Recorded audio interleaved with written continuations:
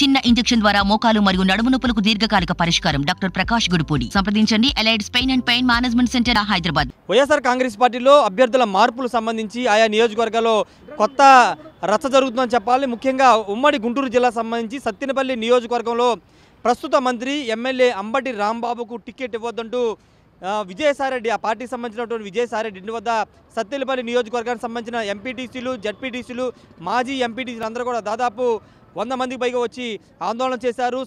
విజయసాయిరెడ్డి కూడా వాళ్ళతో మాట్లాడడం జరిగింది. ప్రస్తుతం వాళ్ళంతా కూడా తాడేపల్లిలోనే ఉన్నారు. రాత్రి 10 గంటల వరకు కూడా వాళ్ళ ఆందోళన కార్యక్రమం చేశారు.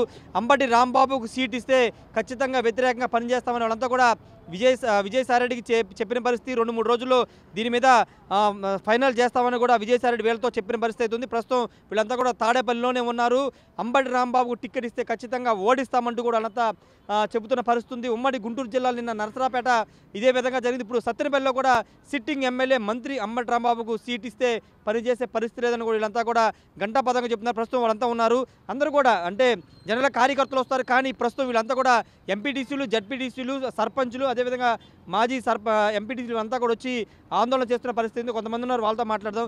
ఎందుకు అంబటి రాంబాబుని మీరు వ్యతిరేకిస్తున్నారు? 2019లో సత్తెనపల్లి ఆయన కోడెల శివప్రసాద్ మీద గెలిచిన వ్యక్తి, మళ్ళీ ఆయన అక్కడి నుంచే పోటీ చేస్తారని చెబుతున్న నేపథ్యంలో మీరు ఎందుకు వ్యతిరేకిస్తున్నారు ఆయన్ని? గతంలో రేపల్లలో చేశారండి ఒకసారి, తర్వాత 2 సార్లు అటెంప్ట్ చేసినా గెలవాల. వాస్తవంగా అతని నైజం అనేది అక్కడ లోకల్ ఉన్న వాళ్ళకి తెలిసింది. ఇప్పుడు మా సత్తెనపల్లి నియోజకవర్గంలో కూడా అదే 900 ఓట్లతో ఓడిపోయాడు. ఇంకోసారి అయినా గెలవకపోతే మనకు లాభం లేదని కార్యకర్తలు 13 సంవత్సరాల నుంచి కష్టపడ కార్యకర్తలు కానీ నాయకులు కానీ లక్షలు ఖర్చు పెట్టి అంబటి రాంబాబు గారిని 20,000 ఓట్లు పైచిలుకుతో గెలిపించామండి. గెలిపించినాక 13 సంవత్సరాల నుంచి ఎవరైతే కష్టపడ్డారో గ్రామ పార్టీ ప్రెసిడెంట్లు కానీ, బూత్ కన్వీనర్లు కానీ, మండల పార్టీ ప్రెసిడెంట్లు కానీ, గ్రామ పార్టీ నాయకులను కానీ, జడ్పీటీసీలను కానీ, ఎంపీటీసీలను కానీ ఎవరిని ఏమి లెక్క చేయలేదండి. లెక్క చేయకుండా ఇప్పుడు గ్రామాల్లో అతను సొంత ఆర్మీని పెట్టుకొని గతంలో ఉన్న 13 సంవత్సరాల నుంచి కష్టపడ్డ వాళ్ళు మొత్తాన్ని వదిలేసేసుకొని ఇప్పుడు కాంట్రాక్టర్ని, బ్రోకర్ని పెట్టుకొని గ్రామాల్లో కష్టపడ్డ వాళ్ళు మొత్తాన్ని వెనకనెట్టేసి గ్రామాల్లో 2-3 గ్రూపులుగా తయారు చేసి అతని ఇష్టానురాజ్యంగా చేస్తున్నాడండి. గతంలోనే మేము సంవత్సరం క్రితమే మీరు గడప వస్తే మాత్రం బాగుండదు, మేము ఒప్పుకోమనే నిదానంతో పెదమక్కిన ఎంపీటీసీగా ఆయన మేమంతా చెప్పాల్సి వచ్చింది. గతంలో మేము వాస్తవంగా రాజశేఖర రెడ్డి గారు అంటే ఎంత అభిమానమో మీకు ఒక్కసారి వన్ వాళ్ళలో చూపిస్తామండి. ఇది రాజశేఖర రెడ్డి గారితో ఉన్నది. జగన్మోహన్ రెడ్డి గారు ఢిల్లీ వెళ్ళిందండి. తర్వాత మేము 2014 నుంచి గడపకి ఇలా తిరిగి ఇంటింటికి తిరిగి జగన్మోహన్ రెడ్డి గారిని గెలిపియాలని అడిగాము.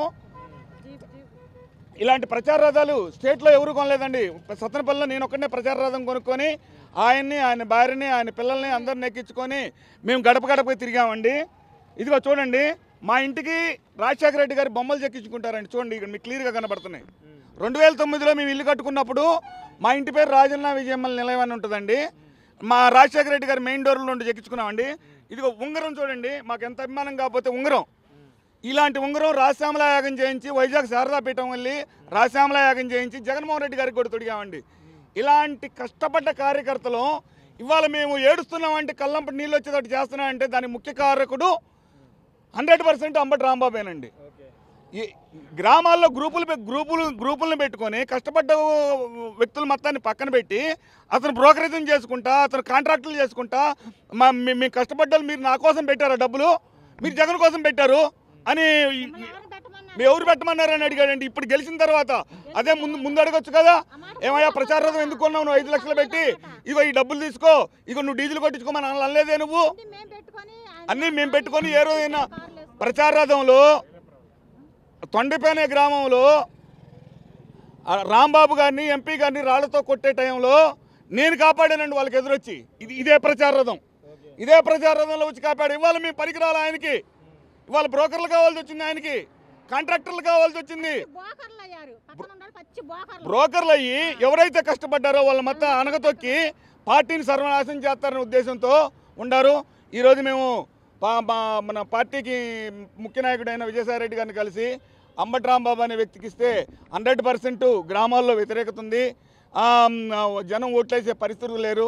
టికెట్ ఎవరికైనా ఇవ్వండి, లోకల్ వాళ్ళకి ఇవ్వండి, మేమంతా కలిసి కట్టుకొని మేము మళ్ళీ వైఎస్ఆర్సీపీ పార్టీని గెలిపించుకుంటామని మేము విజయసాయిరెడ్డి గారికి చెప్పడం జరిగింది. విజయసాయిరెడ్డి గారు సానుకూలంగా స్పందించి 2-3 రోజులు 100% మీకు అనుకూలంగా వచ్చే వార్త మేము చెప్తామని మాటిచ్చారు.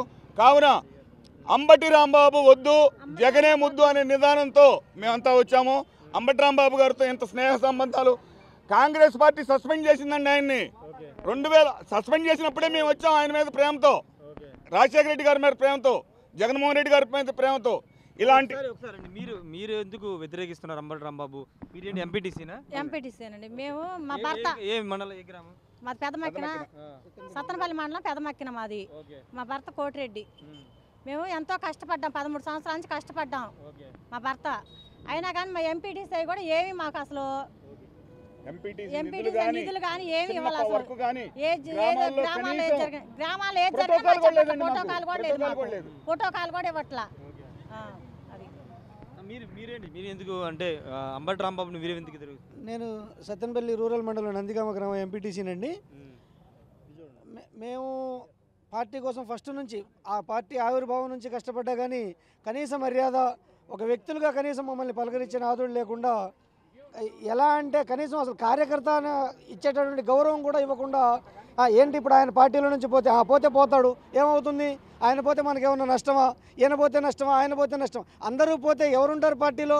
అందరూ కార్యకర్తలు నాయకులు అందరూ ఉంటేనే ఎమ్మెల్యే ఉంటారు. ఎవరూ లేకుండా నేను నాయకుడిని నేను ఎమ్మెల్యేని అంటే ఎవరుంటారు? కార్యకర్తలు అందరూ వెళ్ళిపోయి ఓటర్లు అందరూ వెళ్ళిపోతే నేను ఎమ్మెల్యేగా ఎక్కడికి గెలుస్తాను? ఇంకా అందరినీ తోచేసుకుంటా ఆయన అక్కర్లేదు ఈయనక్కర్లేదు అనుకుంటా పోతే ఇక ఎవరితో రాజకీయం చేయాలి, ఎవరితో మనం ఎలక్షన్ చేయాలి? రేపు పొద్దున ఏ విధంగా మనం పార్టీని గెలిపించాలి?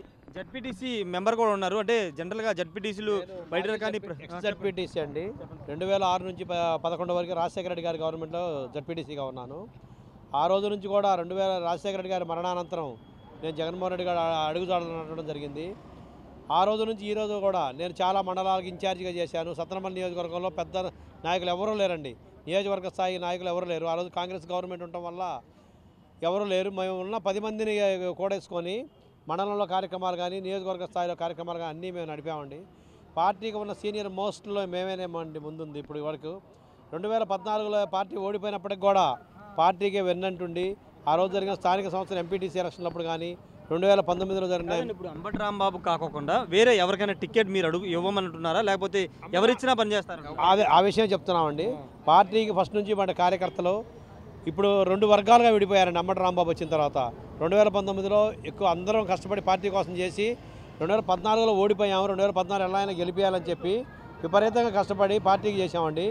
గెలిచిన తర్వాత ఫస్ట్ నుంచి పార్టీకి కష్టపడి కార్యకర్తలను వదిలేసేసి ఒక భజన బృందంలాగా ఏర్పడి కొంతమంది అనుకూలమైన వాళ్ళ చెప్పు చేతల్లో ఉంటా ఆయన రాజకీయాలు చేస్తూ ఉన్నారు. ప్రతి గ్రామంలో కూడా 2 వర్గాలుగా తయారయ్యారండి. ఇప్పుడు ఆయనకు అనుకూలమైన వర్గాన్ని ఒక రకంగా, ప్రత్యేకంగా వేరే వర్గాన్ని ఒక రకంగా చూస్తున్నారు.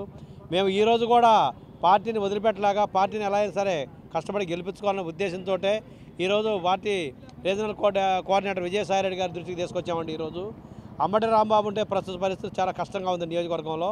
ఆయన మార్చేసి మాకు ఎవరికి ఇచ్చినా అభ్యంతరం లేదండి. ఈరోజు మేము ఎవరో ఒక నాయకుడు వాళ్ళతోటి మా సపోర్ట్ ఎవరు లేరండి. మేము స్వచ్ఛందంగా వచ్చేసి పార్టీ భవిష్యత్తు గురించే మేము వచ్చి చెప్పామండి. ఈరోజు ఆయన కూడా సానుకూలంగా స్పందించారు. మాకు ఇవన్నీ నా దృష్టిలో ఉన్నాయి, అక్కడ జరిగాయన్నీ మేము కూడా చెప్పామండి. జరిగే సర్వేలను కూడా మేనేజ్ చేస్తున్నారంట నాయకులు. మా దృష్టికి వచ్చింది. వాళ్ళ డబ్బులు పెట్టి వాళ్ళు మేనేజ్ చేసేసి పైకి రాంగ్ రిపోర్ట్స్ కూడా పంపిస్తున్నారంట. మీరు కావాలంటే మళ్ళీ ఎంక్వైరీ చేసేసుకోండి అని వాస్తవ పరిస్థితిని ఆయన దృష్టికి తీసుకెళ్ళామండి. విజయసాయిరెడ్డి గారు మా దృష్టిలో కూడా ఉందండి, మాకు ఒక 2 రోజులు టైం ఇవ్వండి, దీని మీద మేము ఒక నిర్ణయం చేసి మీకు మళ్ళీ చెప్తామని చెప్పారండి. ఇది మొత్తంగా వీళ్ళు చెప్తుంది. పార్టీ కోసం కష్టపడ్డ కార్యకర్తల్ని పట్టించుకోవట్లేదని చెప్తున్నారు. అక్కడ సొంత వర్గాన్ని ఏర్పాటు చేసుకుని ఆయన ఇష్టారాజ్యంగా అంబటి రాంబాబు వ్యవహరిస్తున్నారని కూడా సత్తెనపల్లి నియోజకవర్గానికి సంబంధించినటువంటి వైసీపీ నేతలు చెప్తూ ఉన్నారు. వీళ్ళంతా కూడా ఎంపీటీసీలు, జడ్పీటీసీలు, సర్పంచ్ వీళ్ళంతా కూడా వచ్చి ఈరోజు విజయసాయిరెడ్డిని కూడా కలవడం జరిగింది. ఖచ్చితంగా అంబటి రాంబాబుకి సీట్ ఇస్తే కనుక వ్యతిరేకంగా పనిచేస్తాము, గెలిపించలేమని కూడా వాళ్ళంతా స్పష్టం చేస్తున్నారు. మరి చూడాలి అధిష్టానం ఎలాంటి నిర్ణయం తీసుకుంటుందో.